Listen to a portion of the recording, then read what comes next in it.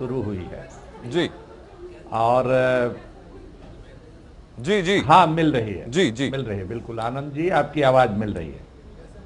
तो मैं कह रहा था कि अभी तो आगाज हुआ है, अंजाम तक ये बात पहुंचनी चाहिए। हम लोगों की भरसक कोशिश है कि एंटी जो बीजेपी जो वोट है उसको एकजुट किया जाए और राष्ट्रपति के चुनाव में बीजेपी को पराजित किया जाए। जी ये हम लोग कोशिश कर रहे हैं और ये तभी मुमकिन है जबकि सारे जो विपक्षी दल हैं बीजेपी को छोड़ करके जी वो उन सब लोगों को साथ लिया जाए जी और सब लोगों के मशवरे से, राय से उम्मीदवार भी तय किया जाए और पूरी रणनीति तैयार की जाए।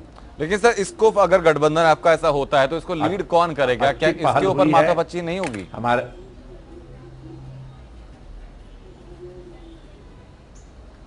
देखिए, मन मिल जाता है ना तो गन्ना बैठ जाती है। हम लोगों के यहाँ गांव में कहावत है, शादी विवाह में चलता है कि मनना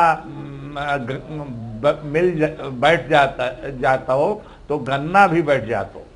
तो मन मिल जाएगा ना एक तो वो गिनती भी बैठ जाती है। जी, लेकिन अली अनवर साहब, जब ये मजबूरी का गठबंधन हो रहा है क्योंकि सबका ध्येय बीजेपी को रोकना है, तो मजबूरी के गठबंधन में, मजबूरी के सहयोग में मन कैसे मिलेगा?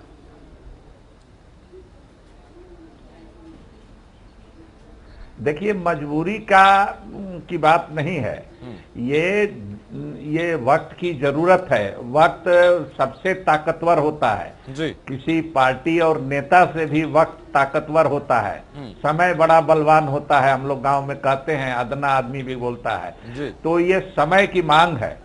जिस तरह का माहौल बनाया जा रहा है बीजेपी की तरफ से जी। देश को तोड़ने की, देश में एक नफरत का और एक संदेह का वातावरण पैदा करने की, तनाव का वातावरण पैदा करने की और देश के अंदर से लेकर के सीमा तक सब जगह माने एक तरह से कहिए कि अफरा तफरी की स्थिति है।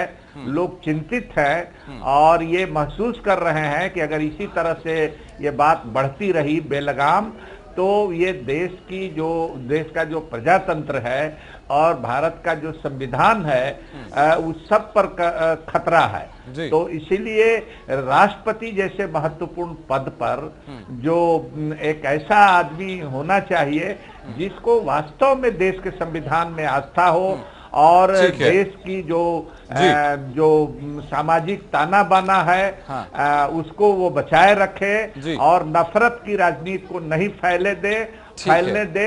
वहाँ एक इस बात की जरूरत है और ये एक मौका भी है।